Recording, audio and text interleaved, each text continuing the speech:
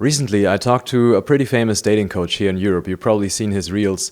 And he said, "Wait, you work with Indian men?" And I said, "Yeah." And he said, "I have tons of leads, hundreds of people messaging me every day. They want to work with me, but we don't take Indian men. You can have all those leads." I heard the same story from my clients as well, where many of them actually messaged other coaches before getting in touch with me.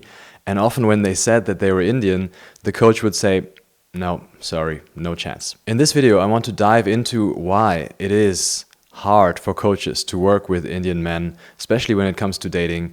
And of course, all the stuff that I'm going to talk about here is just tendencies. It's just statistical distributions. There's always exceptions. I'm not trying to put every Indian man into the same box here, but as a business, you have to look at those numbers. And in business, you have to face those statistical tendencies and draw conclusions. And that's also the reason I changed my business significantly in the last few months. I never positioned myself as a dating coach, and I make it even more clear now that I'm not a dating but a confidence coach. And I downscaled quite a lot. I only work with very, very few people at this point, and I make it almost a bit difficult for them to find me and to get to my coaching products. I wish there was a video like this when I started my coaching business and when I started to decide to focus on the Indian diaspora. In fact, this video was inspired by a younger colleague of mine who's also in the same niche, who's also coaching Indian men, and he asked for my advice, so I hope you get to watch this, brother. Now, of course, there are some well-known reasons why it's a bit harder to coach men from the Indian subcontinent. The main one here would be that dating and finding a partner on your own is not really encouraged in most traditional family contexts. There's even a strong judgment against it. The implicit expectation is that the family will take care of finding a partner for the son. Even those guys who say that they don't really want that usually have that in their minds as a very safe fallback option, and they're often conflicted about whether they should be dating at all. On top of that, most Indian immigrants just have very different problems. Their main need is a stable income, and once they have their first part-time job, they already start sending money back, which is just a more pressing need for them. They have to focus on that career and on that hustle, so there's not much time and energy left for accumulating social skills, for really engaging with literature and art and developing the sophisticated character, learning the subtleties of communication and language that is necessary if you want to interact and connect with other people in a different society. Now, that's pretty normal. In every market, you will have this situation that most people are not in a position to actually buy a coaching product. That's how the coaching business model works, though. For those of you who don't know this, coaching works by giving free content to the masses and thereby building your authority and then having that authority as a leverage to reach the top 1%, the top earners, the really rich people who can actually afford to buy your personal services. And then that's how coaches make money. Now, here you have two categories of rich people. You have the ultra rich, like the people with generational wealth, right? The son of a politician or whatever. And those people usually don't actually need dating coaching, right? If you have a lot of money, it goes a long way. Money is a highly valued resource for men in the dating economy. And also for people like that, especially coming from India, there's very good arranged marriage options. They don't really need to find someone on their own. So what you're really going to reach as a coach is the second category of wealthy people, which are people who worked very hard to make that money. It's the established IT person, a little bit nerdy, spent most of their life studying for exams, going into well-paid engineering positions. And with those people, there's a bit of a timing problem, because once they do have those resources and they have a very stable economic position, the pressure from home just explodes. They get so many options as well to get married in the arranged market. So there's a very narrow window where they will say, or some of them will say, "Yeah, but I really don't want an arranged marriage. Those options, I don't really like them. Let me try at least for 1 or 2 years to search and get to know someone on my own."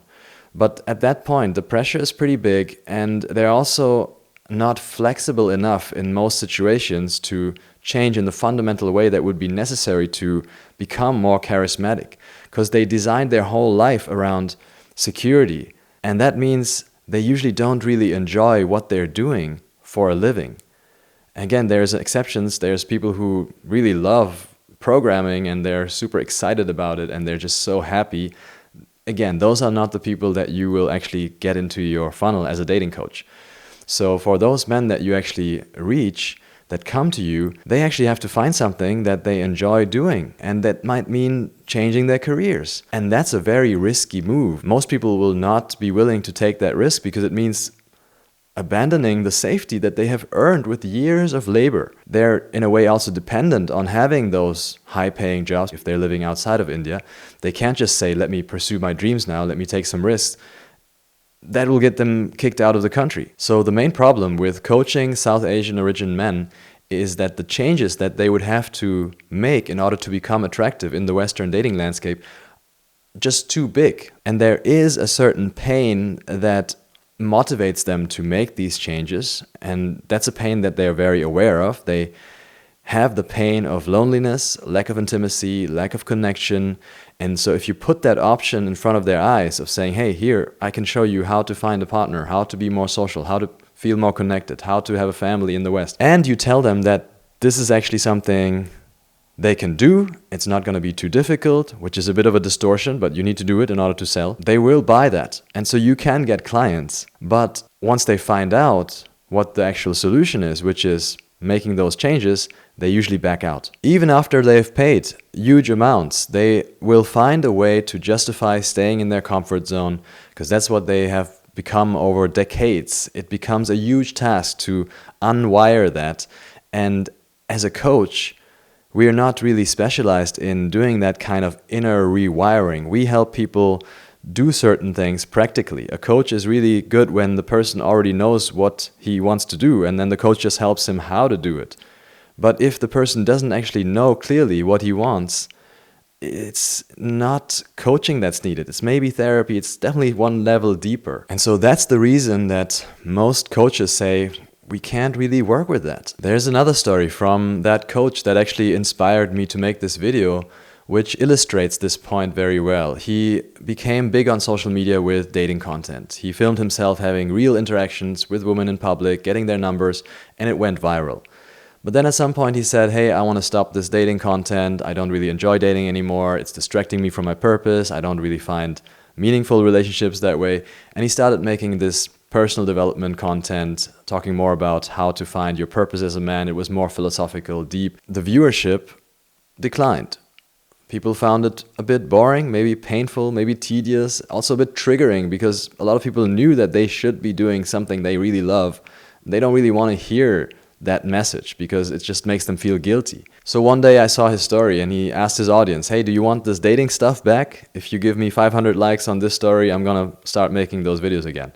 And yeah, they did. People want that sugar. They want that rush. They want the immediate gratification of getting someone's number, even if it's through another person that they see on a screen, rather than looking at the actual foundational changes that this guy had to make in order to be able to talk to the women like that. So that's the fundamental dilemma. That's the fundamental double bind in this coaching market.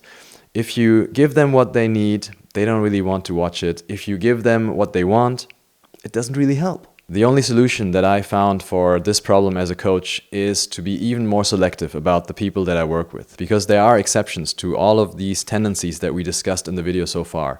I still work with Indian men, but only with the very few who understand that the foundational change that they really need is going to be hard work, and it's going to involve 90% lifestyle changes rather than learning what to say in an interaction. If you've watched this video till the end, you might be one of them. So if you want to work with me more closely, you can sign up for a paid consultation through the website, which I'll link below.